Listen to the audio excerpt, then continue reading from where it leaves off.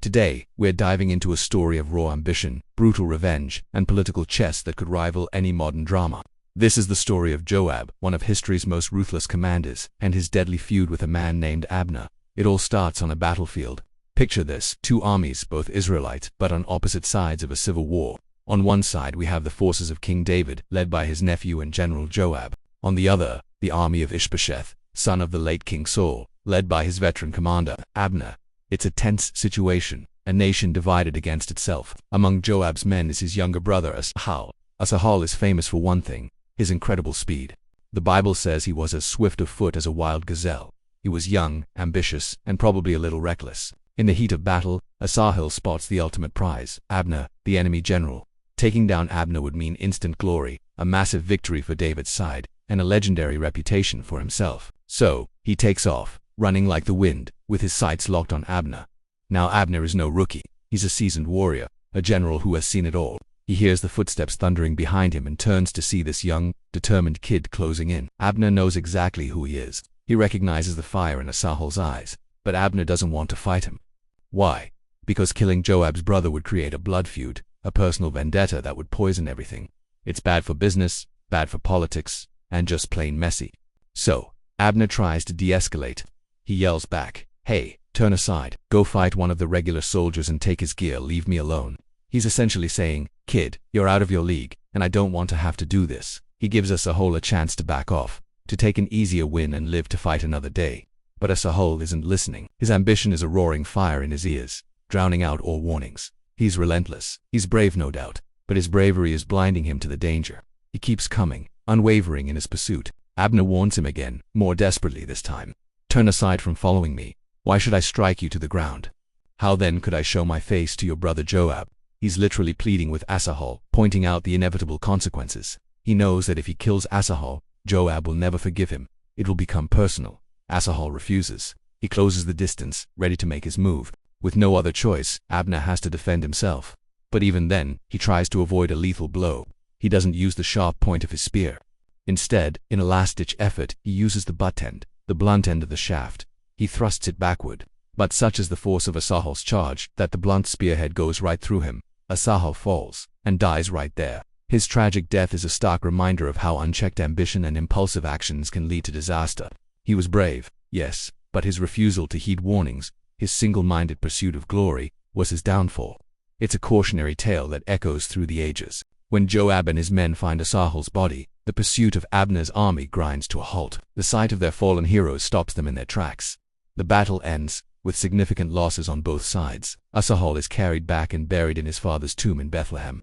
But for Joab, this isn't the end. It's the beginning of a cold, calculated quest for revenge. The death of his brother lights a fire of hatred in his heart that will shape the future of the entire kingdom. Fast forward a bit. The political landscape is shifting. Abner, the commander of the opposing army, has a falling out with his king. Seeing the writing on the wall, he realizes that David is the true, divinely appointed king. So, he decides to switch sides.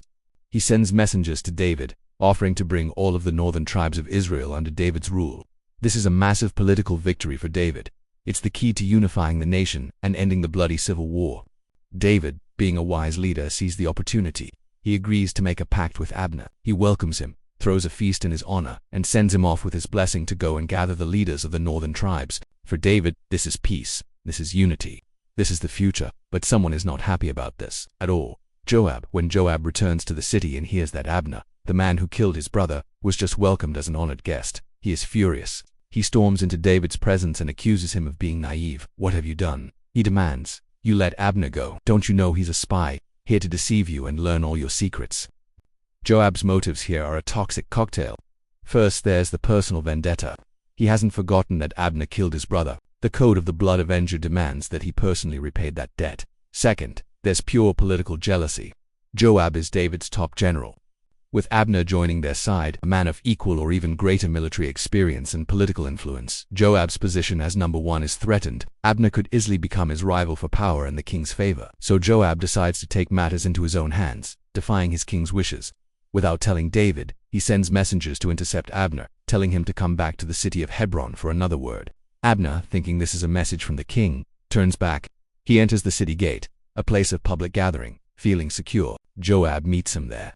He pulls Abner aside, as if to speak with him privately, and in that moment of deception, Joab draws a sword and strikes Abner in the stomach, killing him. He justifies it as revenge for the blood of his brother Asahel, but it was a cold-blooded, treacherous murder.